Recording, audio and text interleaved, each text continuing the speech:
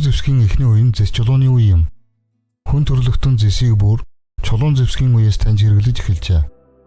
Эхэн үедээ байгалийн цул Зэсийг хүйтэн аргаар буюу дэлдэж давтах байдлаар боловсруулж байв. Байгальд Зэс нь цэврээрээ буюу ямар нэгэн бодистой холилдоогүй, эсвэл хүдэр буюу бусад эрдэс чулуулагтай холилдсон байдалтай оршино. Цэвэр Зэс нь зөөлөн улаавтар өнгөтэй бол Зэсийн хүдэр ногоовтар өнгөтэй байдаг ажээ. Зэсийн хүдрийг модны нүрстэй холиод 1200 градус хүртэл халааж цэвэр Зэсийг гарган авдаг. Үүнийг халуун аргаар боловсруулах гин. Анхны дарагчид Зэсийн хүдрийг задгай галд хайлуулж байсан бол яваанд нүхүхэж хийсэн шавар зууханд хайлуулдаг болов. Дараа нь зуухан дээр байрлуулсан тусгай тоогоо хэрэглэх болжээ. Зэс чулууны үеийн шинжлэх ухааны нэр томьёо нь энеолит юм. Энеолит гэдэг нь Зэс гэсэн утгатай латин үг бөгөөд энэхүү нэр томьёог ихэвчлэн Орос, Төв Азийн орнууд, Монгол зэрэг улс орнууд ашигладаг. Зэсийн үеийг өөрөөр хальколит гэж нэрлэнэ. Энэ нь грек үгнээс гаралтай бөгөөд баруун Европ, баруун Өмнөд Аз, Америк нэгдсэн улс зэрэг улс орнууд тус нэр томьёог ашигладаг байна. Мөн хальколит нь нэр томьёоноос гадна Зэс ашиглалтын дараагийн шат гэсэн утгаарч бас хэрэглэгдэж байдаг ажээ. Энеолитийн үед чулуун зэвсгийг өргөн ашиглаж байсан боловч шин төрлийн материал болох төмөрлөгийг боловсруулж эхэлсэн учраас хүрэл зэвсгийн үеийн удирдгал хэсэг гэж үзэх нь түгээмэл байдаг. Нөгөө талаар энеолит бол чулуун зэвсгийн үе ба төмөрлөг зэвсгийн үеийн хоорондох завсрын үе боловч бие даасан хөгжлийн шат болно. Металлургийн эхлэл дэлхийн бүс нутаг бүрт өөр цаг үед тавигджээ. Анхны халуун боловсруулалттай Зэс эдлэл 7000 гаруй жилийн тэртээд үзэгдэж эхэлсэн боловч 6000 жилийн тэртээс л өргөн хэрэглээнд нэвтэрчээ. Анх баруун Өмнөд Аз, Бага Азад Зэсийг их хэмжээгээр боловсруулж, гоёл чимэглэл, зэр зэвсэг болон үйлдвэрлэж эхэлсэн юм. Энэ үеэс мөн алт болон мөнгөн эдлийг хэрэглэх болсон бололтой. Зэсийг ашиглах болсноор технологийн дэвшилт томоохон ахиц гарч, соёлын хөгжлийг түргэсгээр зогсохгүй, түүгээр төрөл бүрийн эд зүйлс хийх болсны үрээр худалдаач өргөжөв.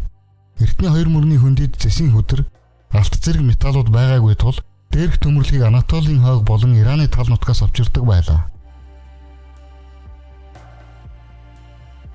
Европт Булгарын ай бунаар хэмэх газраас нийтийн тооллын өмнөх 5100 жилийн тэртет холбогдох Зэсийн уурхай олдсон нь Европын хамгийн эртний Зэсийн уурхайд тооцогддог ажээ. Энэ үед худалдааны асар том сүлжээ бий болж Зэс эдлэл зүүн өмнөд Европын бүх нутгаар худалдаалагдаж эхэлсэн байна.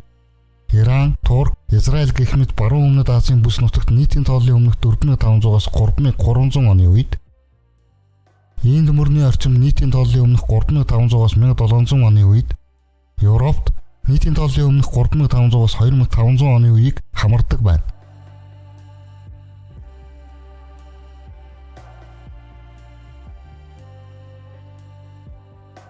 Төмөрлөг зэвсгийн дараагийн шат нь хүрэл зэвсгийн үе юм.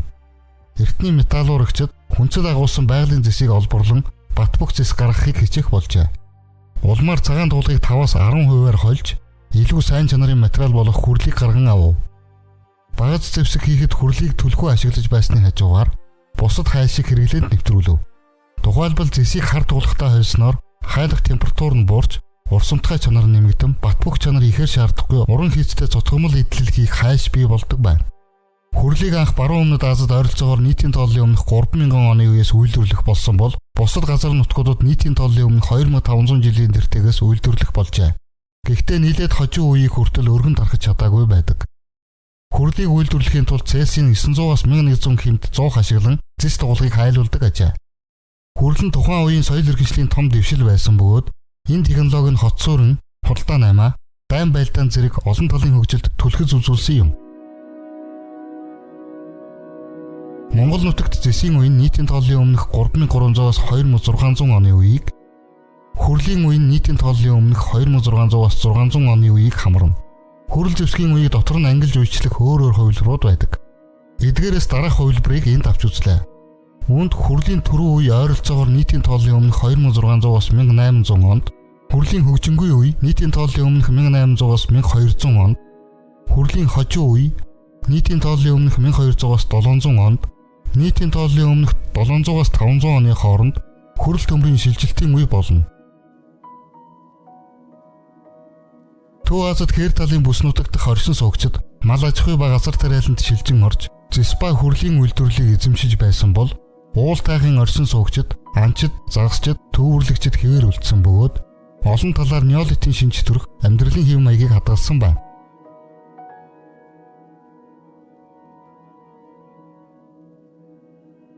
Неолитийн үеэс эхлээд хүрлийн түрүү болон хөгжингүй үе хүртэлх хугацаанд мал аж ахуй хөгжиж, ад уг гаршуулж, тэргийн төлөвлөсөн төдийгүй нуруу унах болсон нь нүүдлийн мал аж ахуй үүсгэхэд голлох нөхцөлийг бий болгожээ. Ийхүү Евразийн зарим бүс нутагт мал аж ахуй голлох байр суурьтай болсон нь нийгмийн бүтэц ба шинж төрхийг өөрчилж, эцгийн эрхт ёстой хамгаалахад нөлөөлөв.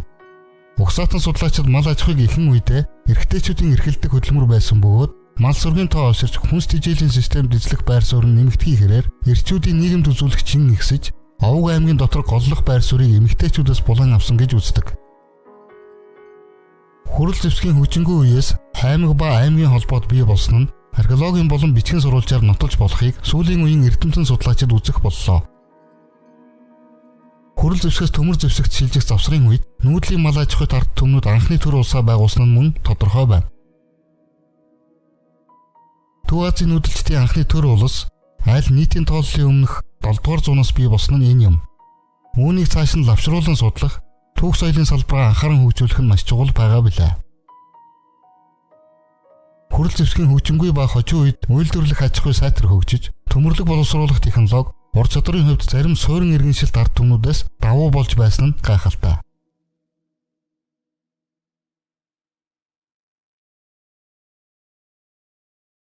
Монголын төмөрлөг зэвсгийн үеийн судалгаанд нэрт археологч Дорж Боломын Наваан, академич Хөдөөгийн Бирлээ, Дамжин сүрэнгийн Цэвэн Дорж, археологч доктор Намсрын Сэр Одчав, археологч доктор Цагааны Түрбат, нэрт археологч Цог Данзангийн Дорж сүрэн, академич Дорж Хандын Дорж,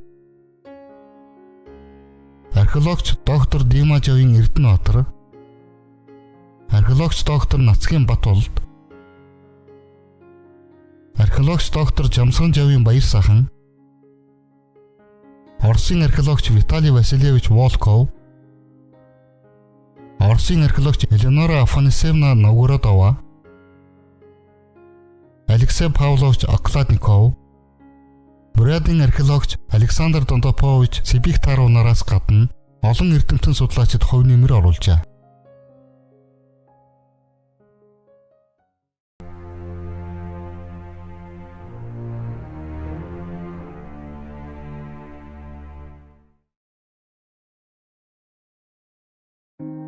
Нийтийн тооллын өмнөх 3000 он буюу дэлхийн зарим газар орнодох хүрэл зэвсгийн ихэнх үед Месопотам, Эртний Египт болон Индийн хөндөд соёл иргэншил хэдийн бий болчихсон байлаа. Газар тариалан төхөөрөмжтэй нутгуудад хотууд өргөжин тэлж, тоо, одон орон судлал, бичиг үсэг бий болж соёлын үйл ажиллагаа цэцэглэх болов. Хүмүүс шинэ хэв маягаар амьдрах болсон ч сөрөг үр дагавартай учрлаа. Тэдний хоол хүнс анчин төвөрлөгчдийг бодоход эслэг баг, өөх тус давсаар илүү байсан нь даралт, зүрхний өвчин, хортовдөр их хэсгэд хүргэжээ. Амтнаас хүнд халуурлаж чадах болсон өвчин үүсгэгчүүд мал аж ахуй эрхлэх болсны дараачаас дэлгэрч эхлэв. Ингэж цэцэг бомб зэрэг өвчнүүд хүмүүст аюул тарих боллоо. Олон хүн бөөгнөрөн амьдарч байсан тул өвхөр хулгана, нохоо бөөс үржин дэлгэрч тахал, гидсний хийжиг зэрэг өвчнийг тарах болов. Тухайн үед хүмүүс өвчний учир шалтгааныг ер бусын хүчинд хамааруулан үзэж байлаа. Тэгэхдээ сүнс чөтгөр бурхан тэнгэртэй холбож, өвчнийг ангаах явдал мөн л ер бусын хүчинтэй холбогдно хэмээн итгэцгээж байв.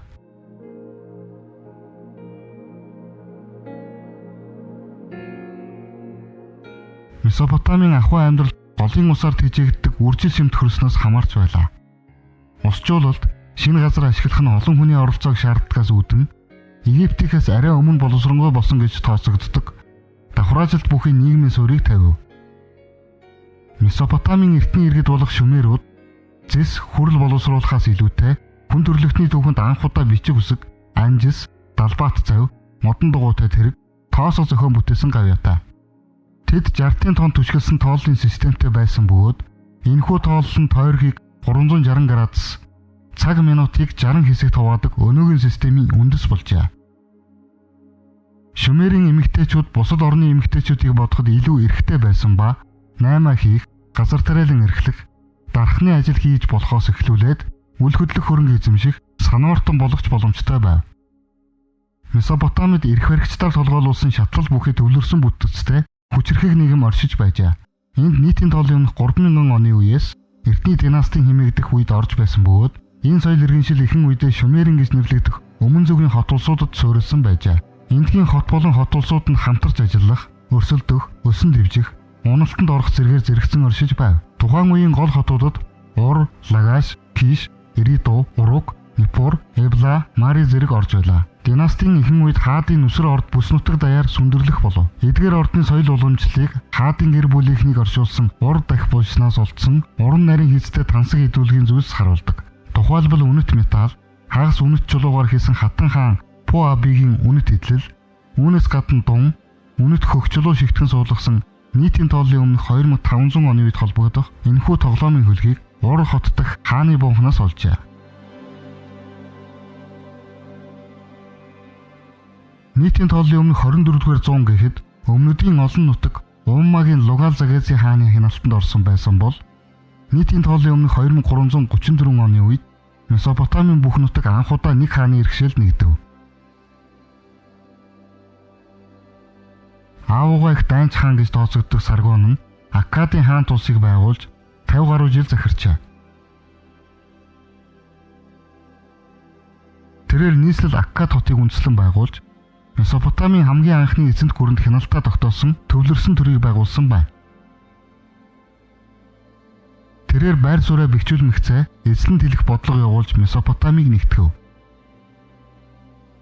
Дэлхийн хамгийн анхны эзэнт гүрэн гэж хэлж болох үс Аккадын эзэнт улс 200 жилийн дараа хөрс сэргэлдэх нүдэлчдийн дайралтаас болоод хүч сулран мөгчээ. Нийтийн тооллын өмнөх 2 дугаар мянган эхлээд Вавилон хүчирхэгжих болов. Вавилончууд Аморит хаан болох Хамурапийн удирдлагаар Месопотамиг эзэлж Вавилоны анх дахь эзэнт гүрнийг байгуулсан байна. Тэд Шумерийн соёлыг хөгжүүлсэн бөгөөд Вавилоны хаан шинэ усан совг, усан сан барьж, тариалан эрхлэх аргыг сайжруулж, худалдааг дэмжин хөгжүүлжээ. Хамурапи хаан нийтийн тооллын өмнөх 1780 онд анхны бичмэл хуулийг зохиож гэрэл хөшөөн дээр сэлсэн нь хожим 1901 онд Суза хотын балгас дундаас олдсон юм.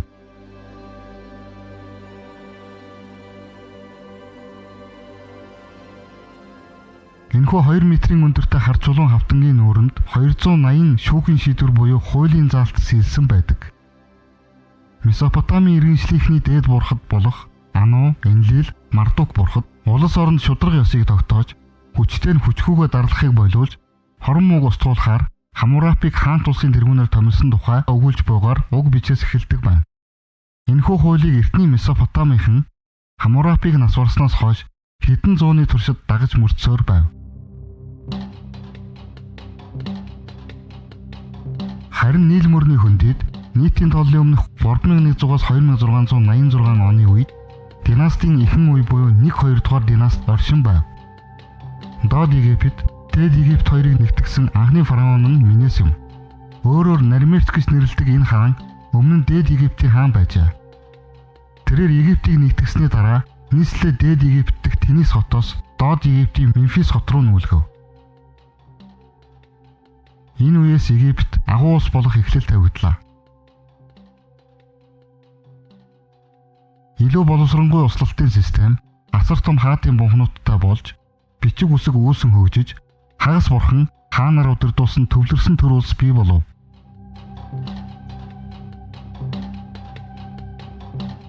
Ийхүү Египтийн эртний хаан тулс байгуулагджээ. Тус улс цэцэглэн хөгжихийн хэрээр элбэг харьцангуй тогтвортой байдал ноёлж байлаа. Эртний хаан тулсыг хэмжээшгүй эрх мэдэлт фараонт төр хатуу чангаар удирдах байв. Фараонуудыг хагас хүн, хагас бурхан хэмээн бишрэн шүтнэ. Шашин төрийг хослон баригч фараонууд өөрсдийгөө бурхан тэнгэртэй холбоотой гэлтгсэн сүр жавхлантай ёслол үлдэнэ. Фараонууд визир буюу төрийн сайд, түүний дор захирагддаг зөвлөхүүдээс бүрдсэн улс төр, засаг захааны асар том бүтцийг удирддаг байв. Тус бүтцэд ном гэж нэрлэдэг мужуудын амбан захирагч нарч багтдаг. Фараонууд дангаараа захирагч эзэд байсан гэдэгч тэд өөрсдийн эрх мэдлийн нэлээд хэсгийг амбан захирагч нарт өгдөг байв. Эртний Египтүүд газар тариалан мал аж ахуй, загасны аж ахуй эрхлэн амьдардаг байжээ. Тариалан эрхлэгтэй шатуф буюу тогрон худаг хэрэгэлдэг байв. Хөдөлмөрийг 10 өдрөөр хуваарлж, 2 өдөр амарч, 8 өдөрт нь үүрийн гэгээнээс үдшийн бүрий болтол ажилдаг. Эртний хаант улсын гол бурхад нь нарны бурхан Ара, үхлийн бурхан Осирис, эхийн бурхан Исис, хааны бурхан Хорус, хайр халамжийн бурхан Бастет нар ажээ. Египтчүүд цогцыг занданшуулж муми болгодог байв. Хүн нас орсны дараа сүнсэн салан одох ба биедээ дахин орох гэж ирэхэд бие нь өмхөрч муудсан байвал биедээ орж дахин амьдарч чадахгүй, хойд насанд хүрэх боломжгүй гэж үздэг учраас биеийг өмхөөрүүлж муудахгүй хадгалах нь маш чухал байжээ. Тэд нас барсан хүний биеийг нийл мөрний усан дугаан, гидс, ходоод, элэг, уушгийг тусгаарлан модон таглаа бүхий шохон чулуугаар хийсэн ваар савнуудад хийн. Тархийг хамрын нүхээр соруулан авч харин зүрхийг үлдээдэг байжээ. Хэлбэр дүрсийг нь алдагдуулахгүй тулд цогцос дотор зотон даавууд чихэж битүүлээд давс, давирхай, тос зэрэг хадгалагч бодисуудад дэвтэн хамгаалах зориулт бүхий сахиусан зүйлтэр чимэглэнэ.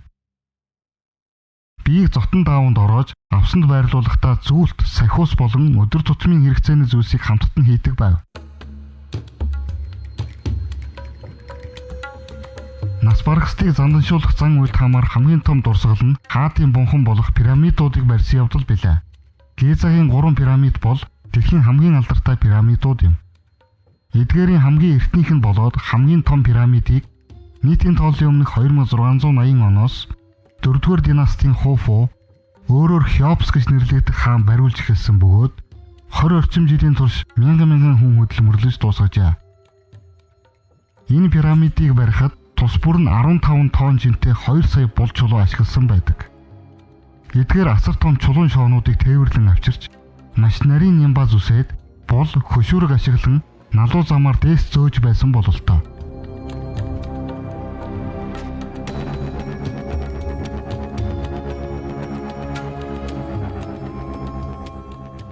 Пирамидын гадна хан нь анх шохон чулуун өнгөлгөөтэй байв.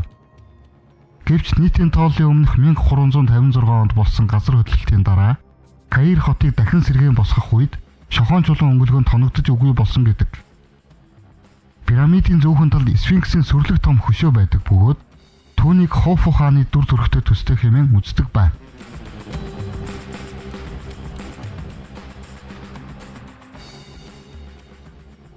Египт нь эргэн тойронд байсан улс аймагуудтай дипломат харилцааг сайн хийдэг байв. Энэ нь Египт улс хил хязгаараа тайван байлгах, худалдаа наймааг саадгүй байлгахын төлөө тасралтгүй хийж байсан үйл ажиллагааны дүнд бий болсон юм. 6-р династийн эцэст эртний хаант улс суларч эхэлсэн бөгөөд Египт улс анхны завсрын үе хэмээн нэрлэгдсэн тодорхойгүй үед шилжин оржээ. Хаант засгийн эрх мэдэл багасж, Мемфис хот бусад хоттой харьцуулахад ач холбогдол нь буурах болсон байна. Египтэд иргэний дайн, ган гачиг, өлсгөл нь нүүрлжээ. Харин 11-р династийн үед Фивийн хаан 2-р Гебепетрийн Менту Хотеп Египтийг нэгтгэж Дундад хаант улсын үеийг эхлүүлв. Дундад хаант улс өмнөх үеийнхээс ялгаатай байлаа. Фараон зарим эрх мэдлийг язгууртнуудаас буцаан авсан ч нийгэм илүү ардчилсан шинжийг агуулжээ. Өмнө нь хааныхан хашдаг байсан албан тушаалууд өндөр зиндааны төрийн албан хаагчдад шилжиж тэр байтугай энгийн хүмүүсийг ч занданшуулах болсон байна. Дэлхийг байлдан дагуулагч 3-р Синусерт зэрэг фараонуудын удирдлагаар Египтчүүд Нийл мөрний өмнөд хэсгийн алтар баян Нуби, мөн Синай хойг, Палестин, Сирийн нутгийг эзэлжээ. Гэвч нийтийн тооллын өмнөх 18 дугаар зууны үед орон нутгийн захирагчид эрх мэдлийн төлөө тэмцэлдэх болж Дундад хаант улсын тогтвортой байдал ганхаж эхлэв. Эцэст нь иргэний дайн болж дахин нэг тогтворгүй үе болох 2 дахь завсрын үеийг авчирсан юм.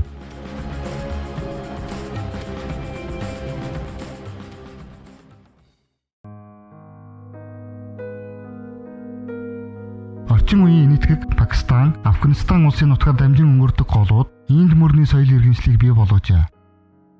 Энд нийтийн тооллын өмнөх 3300-аас 2800 оны үед Хараппаны ихэнх үеийн соёлын иргэншил оршин байлаа.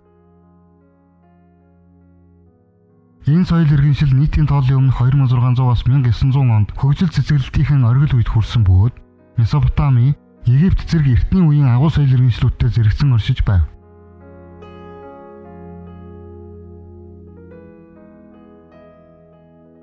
Инд мөрний хөндийн урлагийн бүтээлүүдэд алт, саван чулуугаар хийсэн чимэг зүйлт, хүрэл, шавар палангаар урласан дүрс, сав суулга, алт, мөнгөн жимэглэл, тамга тэмдэг зэрэг багтдаг.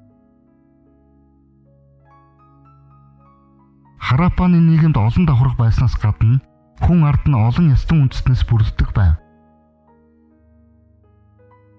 Энд худалдаа наймаа хөгжиж, алсад усан тээвэр хийх боломжтой завь онгоц бий болжээ.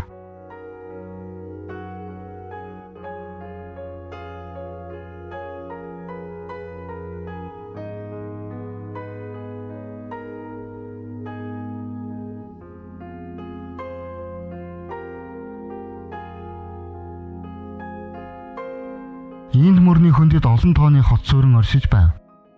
Эдгээрээс хамгийн онцгой нь Мохенжо-Даро болон Хараппа бөгөөд энэ хотууд нь дэлхийн хамгийн анхны хот төлөвлөлтийн үндсэн дээр баригдсан хотууд гэж үнэлэгддэг.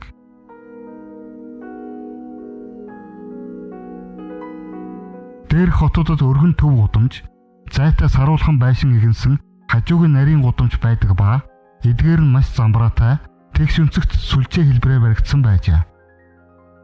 Мохенжо-Даро хотод ядуучууд нэг давхар умгар байшинд амьдарч байсан бол баячууд 2-3 давхар бие засах, усанд орох гэх мэт олон өрөөтэй суудсанд амьдарна.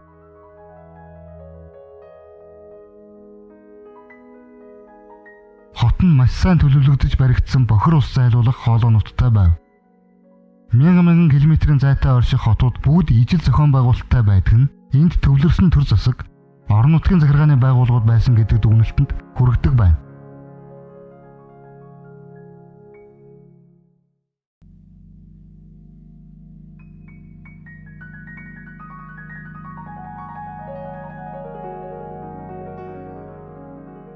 Европын соёл иргэншлийн анхдагч нь Минойн соёлоос гаралтай хүрэл зэвсгийн соёл ажээ. Энэ нь газар дундын тэнгисийн Крит арлаас гаралтай. Археологчид эртний Критийн соёл иргэншлийг Критийн домгийн хаан Миносын нэрээр Минойн соёл иргэншил хэмээн нэрлэжээ.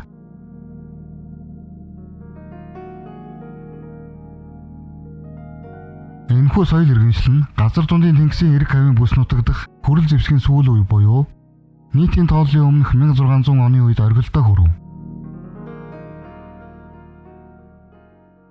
Энэ үеийн далай тэнгисийг дамнасан их худалдаа, гайхамшигт орд голдуур, бурхан шүтлэг, алдарт бухны зургуудаараа алдартай. Судлаачид тэдний бичгийг шугамн бичиг гэж нэрлэснээс өөрөөр утгыг нь тайлж чадаагүй. Тэдний тэмдэглэн үлдээсэн ихэнх баримтыг эдийн засгийн холбогдлолтой мэдээлэл хэмээн үздэг байна. Минойн олдрууд Египт, одоогийн Лив, Сир, Израиль, Кипр зэрэг улсаас олджээ. Критийн соёл иргэншлийн ордны үе буюу нийтийн тооллын өмнөх 1900-аад оны үед Кнос, Фест, Малия, Ханя, Заркос хотуудад баригдсан орд харшууд дундаас Кнос нь хамгийн тансагт тооцогдно. Энэхүү Кнос дахь орд нь алдарт хааны зургаараа гайхагддаг бөгөөд мянган өрөөг ийхүү чимгэлсэн байдаг. Энэ орд нь нийтийн тооллын өмнөх 1700-аад оны үед газар хөдлөлтийн улмаас эсвэл дайралт дүртэн устж үгүй болжээ. Минойн соёлын бусдаас ялгагдах онцлог нь Камарын ваар сав суулга юм. Үүнд аяг, ваар сав, том хэмжээтэй хоол унд хадгалахад зориулагдсан сав суулга багтах бөгөөд ихэвчлэн цагаан, хар, улаан өнгөөр чимэглэнэ. Минойн энгийн иргэд гар урчууд байсан бөгөөд бус нь газар тариалан дээр ажиллан, усан үзэн болон чидүүн жимсний мод тариалж, вино, тос гархан авдаг байжээ. Минойн нийгэмд эмэгтэйчүүд эрчүүдтэй адил тэгшүүрэгтэй оролцож, худалдаа, шашны бүхэл ажлыг эрхэлдэг байв. Нийтийн тооллын өмнөх 1600 онд болсон Тера галтуулын дэлбэрэлт нь Критийн тэнгисийн хүчнийг устгаснаас үүдэн айрмын суларч эмзэг болсон байх гэж үздэг байна. Ийхүү баян тансаг Минойн соёл иргэншилд ороодж эхэлсэн юм. 100 орчим жилийн дараачаас Грекийн их газрын хүрэл зэвсгийн үеийн хүмүүс болох Микечүүд Критэд ирж давмгайлах болжээ.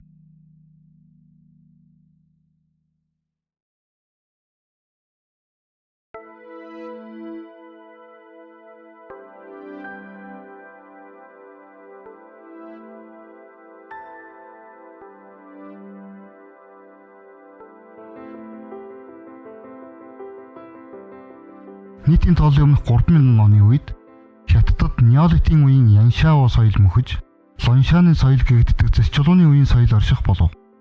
Яванда Лоншаны соёл шар мөрний бүс нутагт давмгайлах болжээ. Нийтийн тооллын өмнөх 3000-ны эцэст Шаг их Хятадын түүхэнд анхны улс төрийн удирдлагатай хаан тулс бий болсон гэж үздэг байна. Энэ улсыг үндэслэгч нь Юй гихч бөгөөд их үерийн үеэр усны айс хавыг зохицуулж хөдөө аж ахуй тохиромжтой нөхцөл бүрдүүлснээр ард түмэнд хүндлэгдэж хаан ширээнд суусан гэдэг. Энэ явдал нь Хятад дахь вангийн өв залгамжлал буюу династийн үндэс болжээ. Ся улсад нийт 17 хаан ээлжлэн засагласан гэж домогт өгүүлэгддэг. Ся улсыг урт удаан хугацааны турш мүлгэр домгийн улс хэмээн үзэж ирсэн.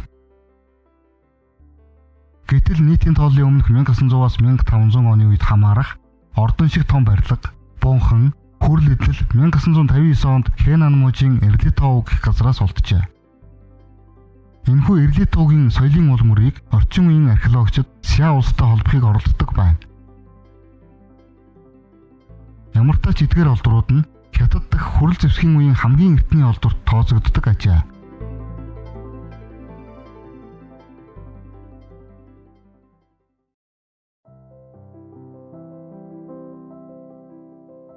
Евразийн тал нутагт нүхэн булчны соёл буюу Ямная соёлын ард түмэн нийтийн тооллын өмнөх 3300-аас 2600 оны орчимд оршин байв.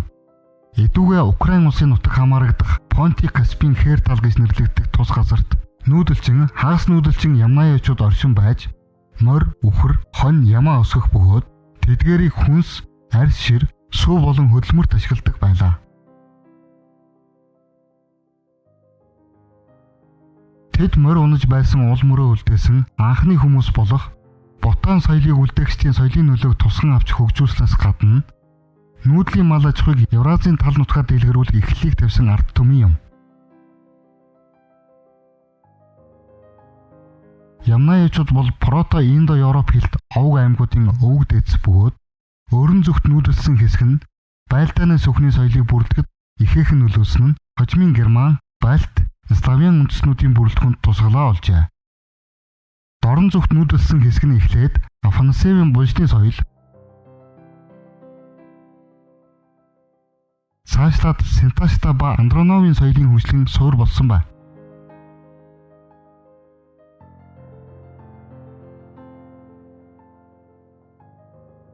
Харин ямнаяачуудын их нутагт хожим нь катакомбын соёл үүсч тэдний залгамж халаа болжээ.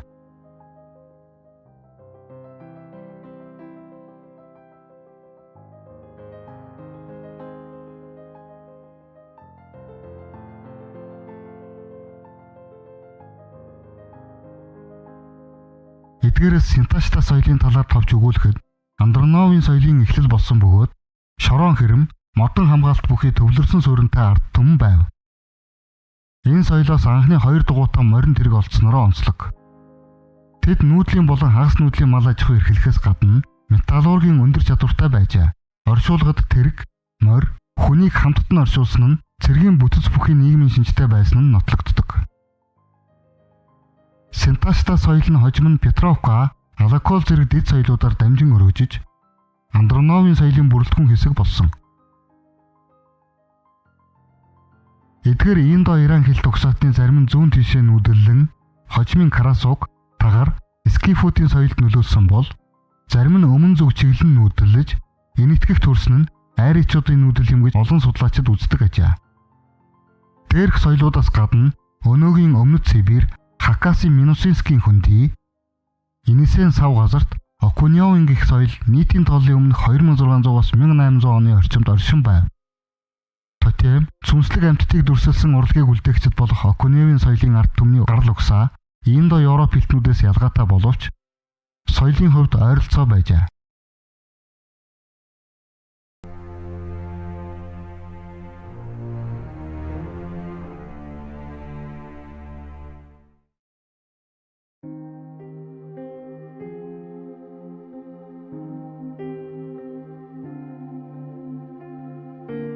Монгол оронд Энеолит буюу зэс чулуун зэвсгийн үе нь нийтийн тооллын өмнөх 3000-аас 2600 оны үеийг хамардаг байна.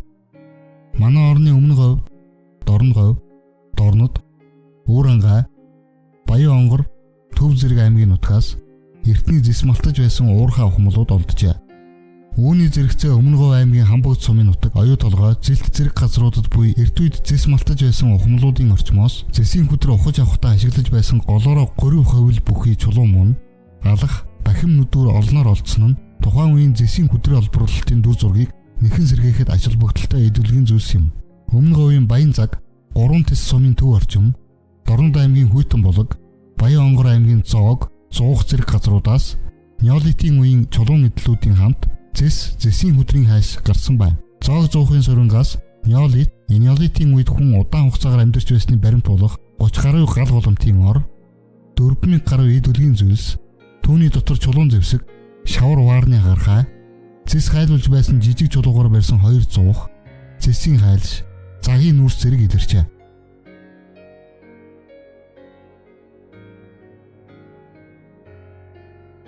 Зэс чулууны үед Төв Азад BBS харилцан хамааралтай болон хамааралгүй угсаа соёлын 4 бус нутаг зэрэгцэн оршиж байна. Үүнд Дорнод Монгол ба Өмнөд Өвөр байгаль хавийн Дорнод хээр талын бус, Дорнод Монгол ба Өмнөд Өвөр байгаль орчмын Дорнод ойн бус, Говийн бус нутаг ба Умард Хятадыг хамарсан Өмнөд бус, Баруун Монголыг хамарсан Өрнөд бус орно. Эдгээр нь тус бүрдээ дурсгалуудын шинж төрх, соёлын ерөнхий төрх, соёл түүхийн хэлхээ холбоо зэргээр ялгаатай бөгөөд Төв Азийн угсаатны соёлын цаашдын онцлог бүрэлдэхэд чухал нөлөө үзүүлжээ. Монгол орны умард нутаг, Дорнод Монголын хээр тал зэрэг өргөн удам нутагт угсаа соёлын нийтлэг бүрэлдэв. Энэ үед Дорнод Монгол ба Өвөр байгалийн хээр талын оршин суугчдын хувьд мал аж ахуй айжмар голлох аж ахуй нэг болсон бололтой. Тухайн бүс нутагт неолитийн үед гэрийн тэжээмэл малыг оршуулгын зан үйлд ашиглах болжээ.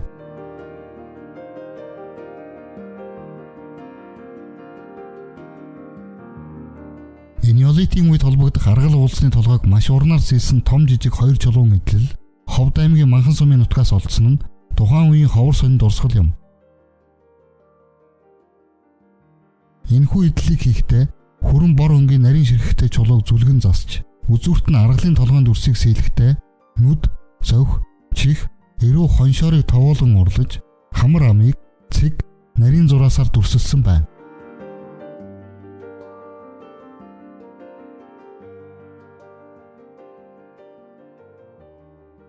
Неолитийн үед холбогдох хадны зургууд дүрсэлсэн арга барилын хувьд өвөрмөц бөгөөд энэ үеийн хадны зургийн тоонд Арангаа аймгийн нутаг Чулуут голын хөндийн хаданд дүрслэгдсэн зургууд багтана. Энд гараа өргөн дэлж тохоогоороо нуглан унжуулж хөлөө алцаагаад төрж буй эмэгтэйчүүд, олон цацаг бүхий хормоотой хувцас өмссөн хүмүүс, шавх оройтой малгайтай хүмүүсийг тоомлон зурсан зургууд, мөн данхар эвэртэй үхэр, бууз зэрэг амьтдыг сэлсэн байдаг.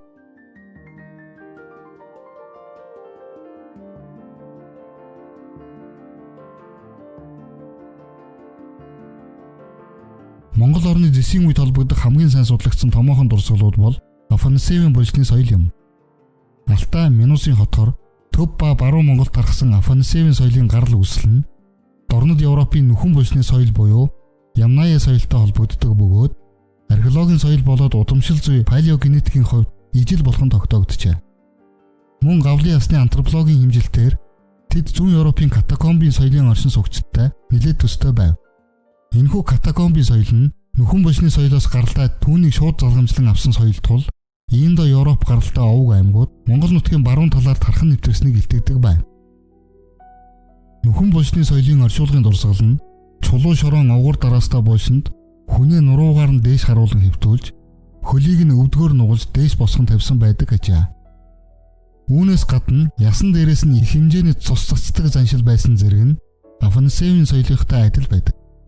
Судлаачдын үзэж буйгаар саяын алтай бүс нутагт нүүдлэн ирсэн Афанасьевчууд удамшил зүйн харьцангуй бүхэлдэг шинжээ хадгалсан бол Европын баруун зүгт баруун тийш нүүдлэн очисон Ямнаяачууд орон нутгийнхантай баггүй холилдож орчин цагийн европчуудын удмын сан бүрэлдэхэд голлох үүрэг гүйцэтгсэн гэдэг. Одоогийн байдлаар Орос алтай ба Минусын хотгор Монголд Афанасьевийн соёлтой хамаарах нийт 600 орчим булш оршуулгыг илрүүлэн судлаад байгаа ажээ. Афанасьевчууд зэседлээс гадна цөөн тоотой боловч алт болон мөнгөн гоёл жимгэлийн зүйлс хийдэг байв. Мөн нэг булшнаас төмөр гарсан нь солирын гаралтай төмөр болгон тогтоогджээ. Тэд харьцангуй жижиг бүлгээр буюу овгоороо амьдарч байсан болов та. Мөн тэдэнд олон нөхөрт ёс буюу полиандр ёс байсан байх магадлалтай. Баян-Онгор аймгийн Эрдэнэ цогц сумын нутаг, Төвийн голын эрэгт ойр дэнжид орших шатар чулууны дурсгал газар нь энэхүү Афанасьевын соёлын зүүн зах болдог бөгөөд Монгол орны үйлдвэрлэх аж ахуйд шилжсэн үйл явцыг энэ соёлтой холбон тайлбарладаг.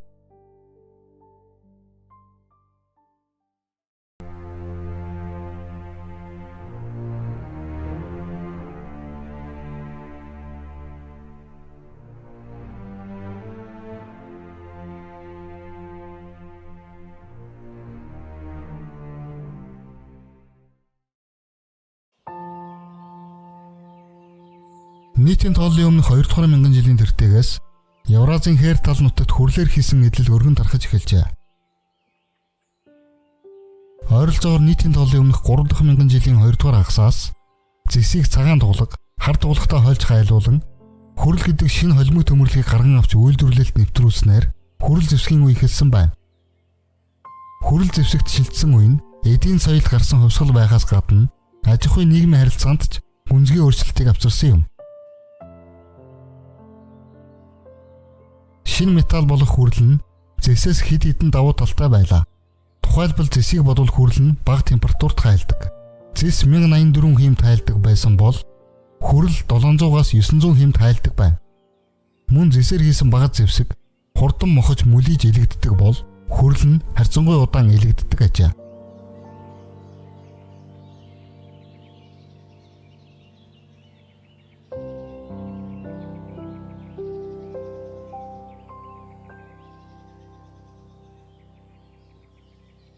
Азийн хүрлийн түрүү үед гарч ирсэн соёл бол хэмцгийн соёл юм.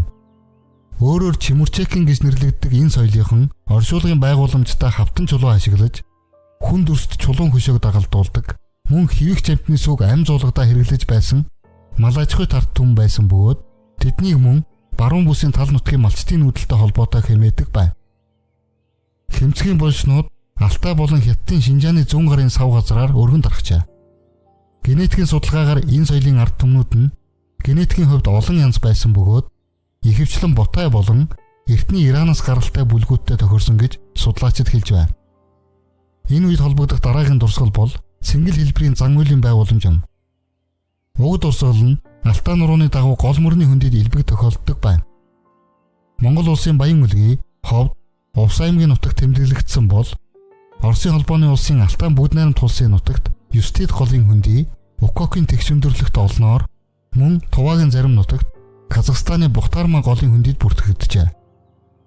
Цэнгэл хэлбэрийн байгууламж нь дугуй болон дөрвөлжин хэлбэртэй зан үйлийн байгууламж ба орон сууцнд зориултаач байж болох чулуун байгууламж юм. Монгол орны хүрлийн хөгжингүй үед хамаарах соёл бол мөнх хайрхны соёл юм. Манай улсын Баян үлгий, Ховд, Говь Алтай, Завхан, Хөвсгөл, Булган аймагуудын нутгийг хамарч дарахтаа гол дагсан хөндийн дэнж дэвсэг газар, уул, толгодын нар ээсэн энгэр газруудад байрладаг ажээ. Тус соёлын дурсгал, оршуулга, тахилгын байгууламж гэсэн хоёр үндсэн төрөлтэй бөгөөд нэг дор зэрэгцэн оршихоос гадна тус тустай байх нь ч бий. Булшин тэг дугуй, тэгш дөрвөлжин гэсэн үндсэн хэлбэрүүдтэй. Булшны дараас чулууг зөвхөн нэг үе хавтгаалan өрж тавьдаг тул бусад булш хэрэгсүүрийн адил овоож харагддаггүй байна.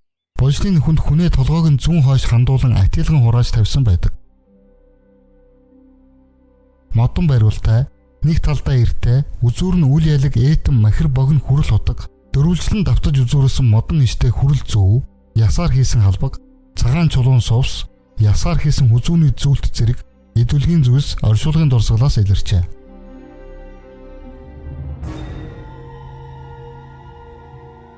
Хүрэл зэвсгийн түрүү ба хөгжингүй үед холбогдох холдурууд Монгол орны олон газраас илэрсэн байдаг. Үүнд жишээлбэл Сүхбаатарын аймгийн Даргаан сумын арга голын эрэг, Өмнө Говь аймгийн Манлай сумын баг улжитын Лаа зэрэг газраас хөдөр хайлуулж байсан ор мөр, мөн Өмнө Говь аймгийн Булган сумын Төгрөг ширээт, Увс аймгийн Цагаан хайрхан сум, Хинтээ аймгийн Цэнхэр мандал, Бэндэр зэрэг сумдаас хүрэл зутгаж байсан чулуун хийв савнууд олдсон нь онцгой ач холбогдолтой.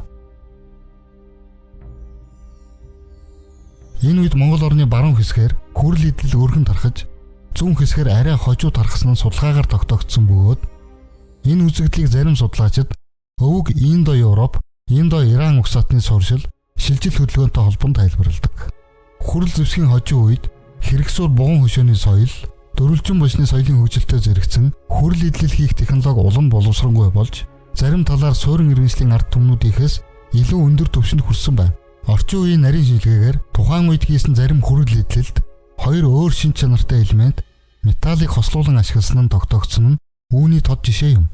Монгол нутагт үйлдвэрлэгдсэн эдгээр идэллүүдийн ижил төрлийнх нь хятадын шар мөрөн хавийн дурсгалуудаас ч илэрсэн нь тухайн үед бүс нутгийн ард түмнүүдтэй харилцаа солилцоо өрнүүлж байсныг гэрчилдэг. Монгол оронд хадны зургийн ойролцоогоор 90% нь хүрлийн үед хамаарагддаг бөгөөд үүгээрээ хүрлийн 90 үе бол хадны зургийн оргил үед зүй ёсоор тооцогдоход хүргэдэг байна. Энэ үетэй холбогдох хадны зургууд нь Монгол, өвөр байгалийн тал хээрийн ба ойн орсон сүгчдийн хооронд угсаа соёлын ялгаа гарсан байсныг давхар батлах хэрэглэгдэхүүн болдог. Тайгын зургуудад агнуурын ба цаа бугын аж ахуйн дүрслэл давмгайлдаг бол талын зургуудад хүний дүрсүүд, цэгээр дүргсэн хажлага, системтэй игнээ үүсгэсэн цэгнүүд дүрслэгддэг ажээ. Хоёр дахь төрлийн зургууд сэлэн мөрний сав нутаг, Умард Монгол, баруун өвөр байгальд голчлон байх бөгөөд энэхүү талын зургуудын хажууд байх дөрвөлжин хажлагтай тахилын байгууламжуудаас гэрийн тэжээмэл амьтдын яснууд болох үхэр, хонь, адууны эрүү зэрэг нь маслагаас илэрдэг байна.